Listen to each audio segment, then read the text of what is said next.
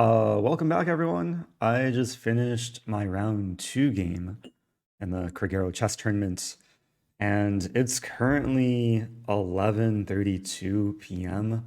I just had a really long, crazy game, so I don't know how much longer I'm going to be awake, but at least I'll try and highlight the key moments of this game.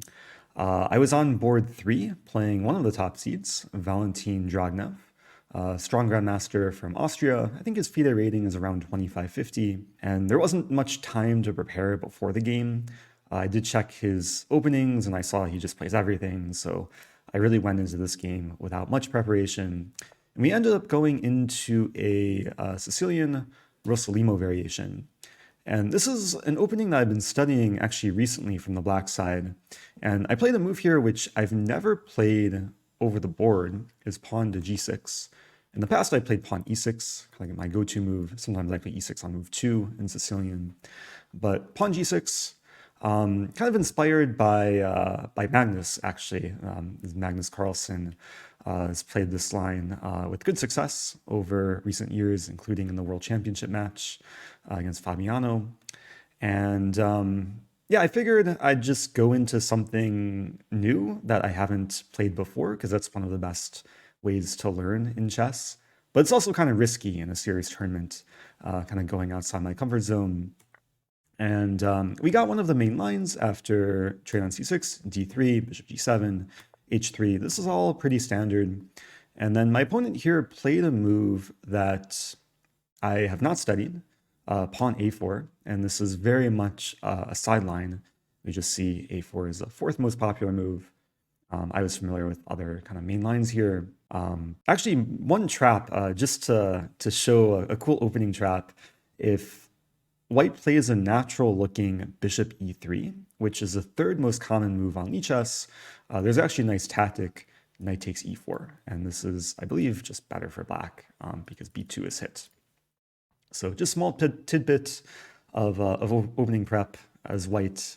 You still need to be careful in this line. But a4 is perhaps a more modern approach, and maybe inspired by like Leela or AlphaZero, just trying to go for this positional bind on the queen side. And I tried to continue normally. I played knight d7, which is one of the main ideas, to support e5 and then eventually maneuver the knight to e6.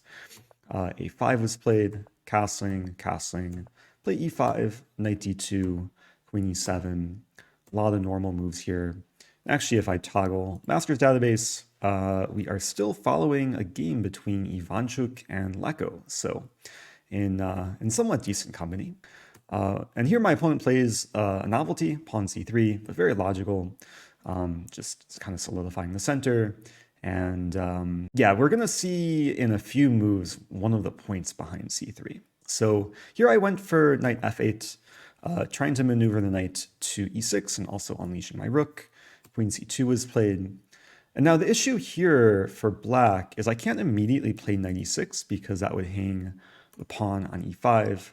So I was trying to figure out like a useful move to play. And in hindsight, maybe I should have played queen c7 to support knight e6. But during the game, I thought that it would be nice to get in b5 and kick away the knight from c4. And I can't play b5 immediately because there is en passant and then there's a pin on the a file. So I decided here to play rook to b8, supporting the b pawn.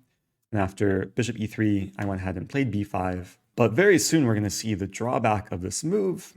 After pawn takes pawn, pawn takes pawn. Here my opponent played a move which I really just overlooked during the game. And I overlooked how strong this move is. Now I'm hiding notation because I don't want to spoil things too much. But the move my opponent played was pawn to b4. And this turned out to be really strong, and I guess it was one of the points of playing c3 earlier, supporting this b-pawn push. And now my pawns are actually very delicate here, because the natural-looking c takes b4 is met with bishop takes b6, hitting the rook, and then white can regain the pawn next with a very nice position. And if I don't resolve the tension here, white's ready to take and just destroy my pawn structure. So I was in a little bit of a pickle, and I played a move which I really didn't want to play. And I spent a lot of time here to play knight to d7. We can see the timestamps. I had just under an hour, and I took about 12 or 13 minutes to play this move.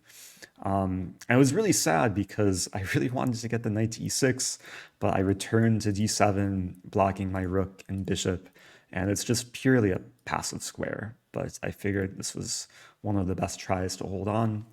And it gets even sadder because my opponent plays rook a7, and just here it seems like I'm completely tied down. And yeah, I was struggling to find a move here.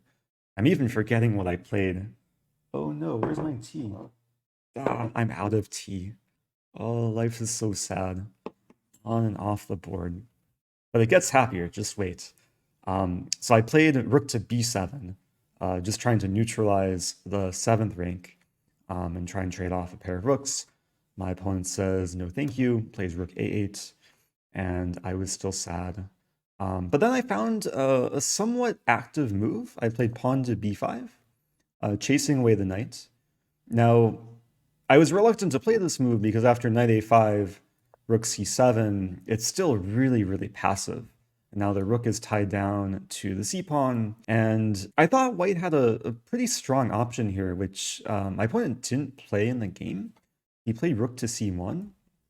I was thinking during the game that he can play knight b3 and essentially leave the b4 pawn hanging, and if I take it, takes, there's a really nice tactic for white bishop d2 with an eventual skewer coming on a5. So queen moves, bishop a5, and white's winning material. So I thought my opponent would get to at least this position, and I think I was planning to take once and play bishop b7 and continue to be sad. But that didn't happen. Rook c1 was played, and then I realized I have a chance to try and just make the game messy. And there's a move here which I think once I considered I was kind of excited about, and I went ahead and played a very energetic move, pawn to f5. Now it seems a little bit risky to expand on the king side and weaken my king when I'm really tied down on the queen side, but I thought there's a lot of usefulness to this move because I really want to play f4 and get rid of the bishop on e3, either make it move back or trade off on c5. And I thought maybe this move could lead to some eventual attack on the king side as well. But yeah, from here things get crazy. After takes, opponent plays rook to e1, which I think was very logical, understanding that the rook is better placed on the half-open e-file for white. And here I played bishop to f6. I was pretty pleased with this move, preventing any bishop g5 shenanigans, also preparing queen g7, where the queen can still support the pawn, and at the same time try and generate some attack against the white king. So white takes, and here I played my next move, and then right after I played the move, I realized I had slightly miscalculated. So I'll explain what I was thinking here. I was thinking I'll take the pawn. White plays d4, which looks very logical. And then I have e4, not e3, but pawn e4, counterattacking the knight. And at first I thought this line is like all good for black because of takes, and it would be a fair trade, but pawn on f3 is actually really nice, and there's not much white can do with the discovered attack on the e-file. Let me just play this on the board because this is a position that we got. And I had overlooked white's next move in this position, which my opponent played, bishop to f4, which is really, really strong, hitting the rook and unleashing the pin along the e-file. And my knight is still hanging. So at this point, it looks like everything is going wrong for black.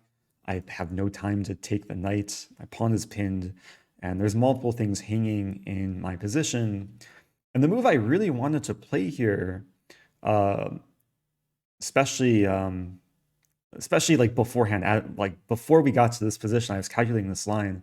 I was calculating knight to d3, which looks like it almost saves black, but then white has a really nice way to simplify. Queen takes d3, takes, and then if I take with bishop, I lose the rook, and if I take with the rook, I get fort, and in the very end of things, I'm going to be down a pawn.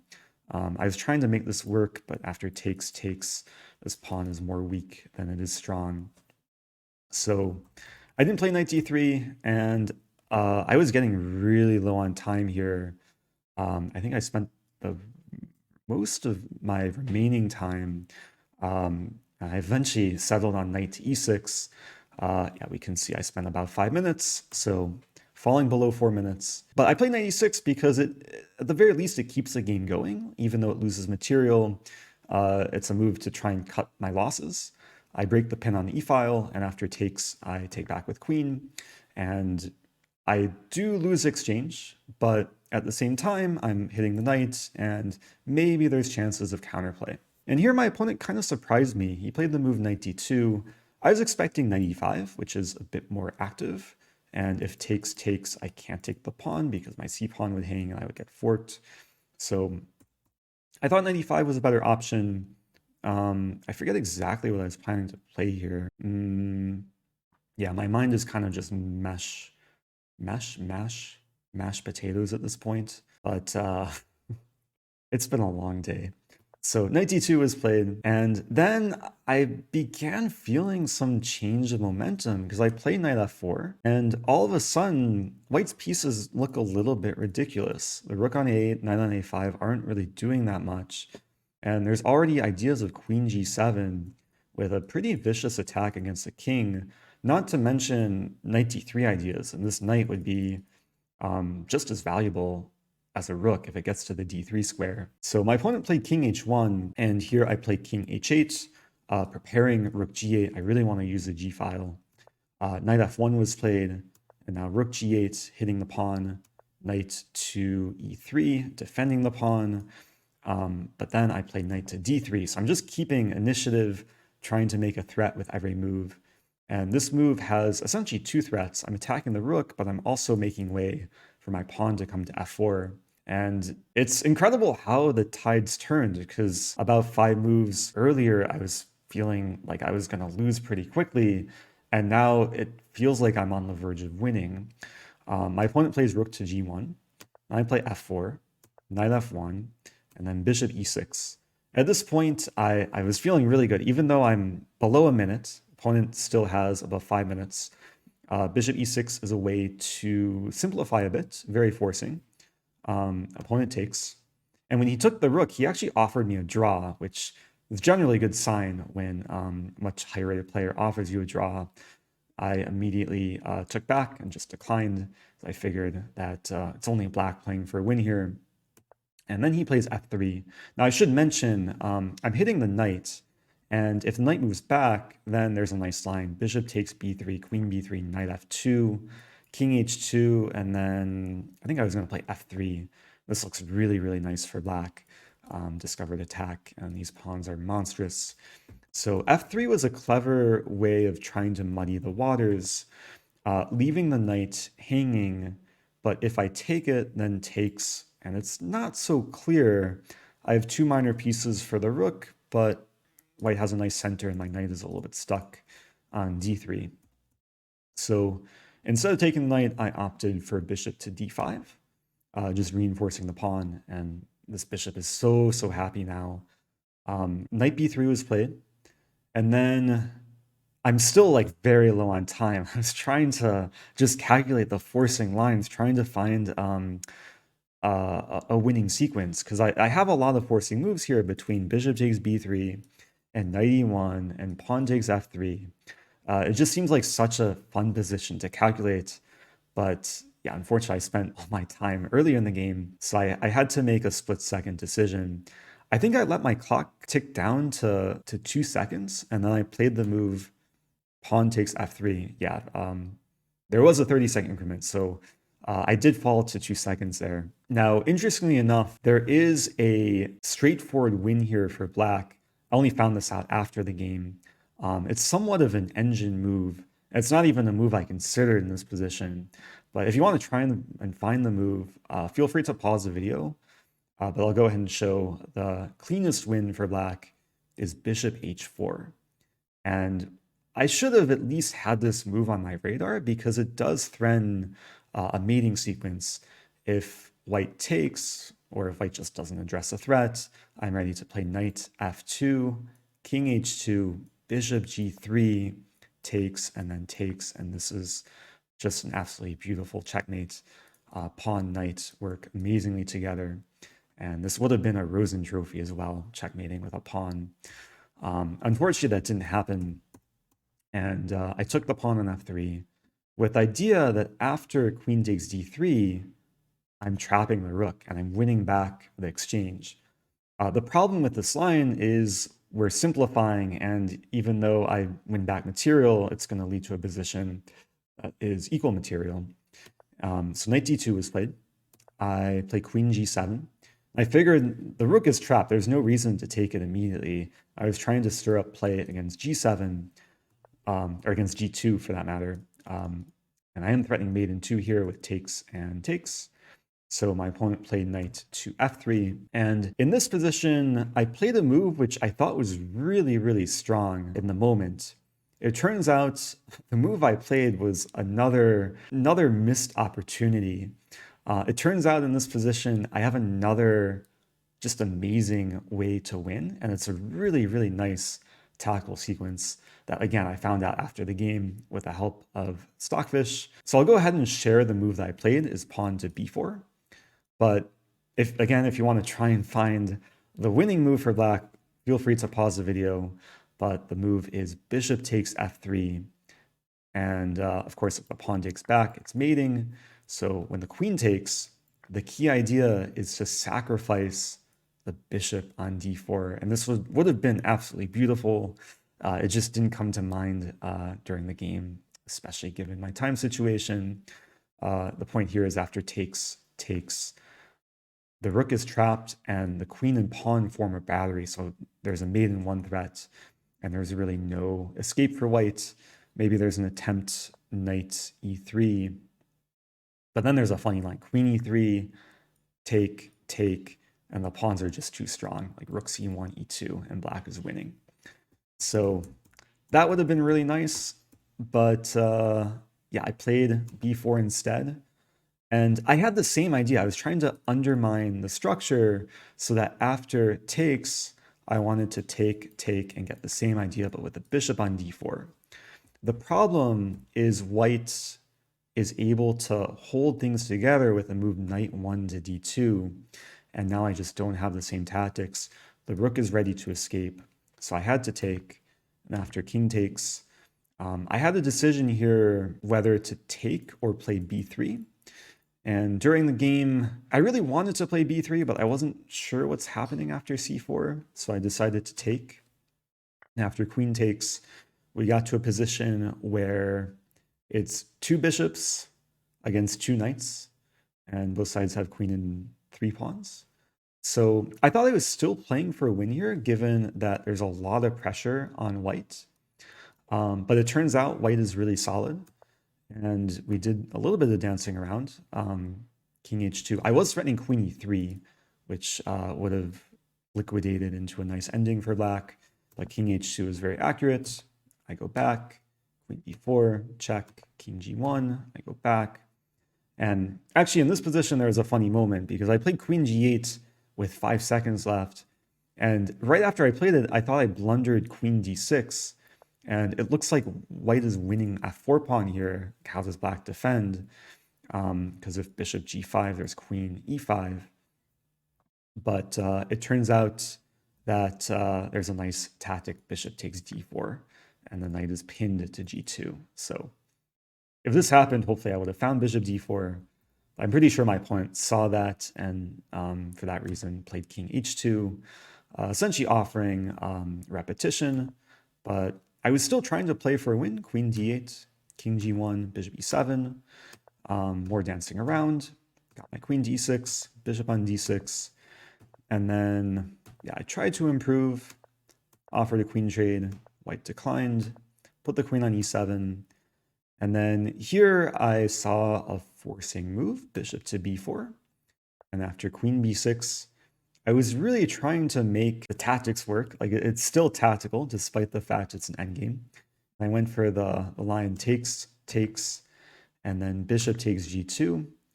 The problem is just liquidates completely into a draw. And I'm pretty sure I didn't really have anything better Like if I play queen e2 with a mate threat, then I'm subjecting myself to checks, and my king really doesn't have much shelter here. So bishop g2 was just a safe option. After takes check, I win the knight. And I am temporarily up a pawn, and if white takes here, I would take with check. But my opponent very correctly gives a check on c7. And now if I move my king to the 6th rank, white would take the pawn with check. So we ended up repeating here.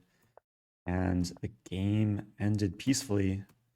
I played king f8 and offered the draw. My opponent accepted. And that was my round 2 game. I'm still processing what happened. There were a couple missed wins on my part. It's very difficult, like especially when the momentum shifts during the game. And I went from having just a very bad looking position to being on the verge of winning. And then on top of that, with time trouble, it was just very hard psychologically to find like the accurate moves to close things out. Would have been nice to find these killer tactics, especially this bishop h4 move, or later this the sacrifice on d4. But overall, I think this was a very interesting, instructive, hopefully entertaining game. And yeah, 2 more games tomorrow. I think it's time to sleep. I think I passed the 20-minute mark, but it's still before midnight. So hopefully I can get at least 8 hours of sleep. But yeah, that does it. Thanks for watching, and stay tuned for more recaps. See you soon.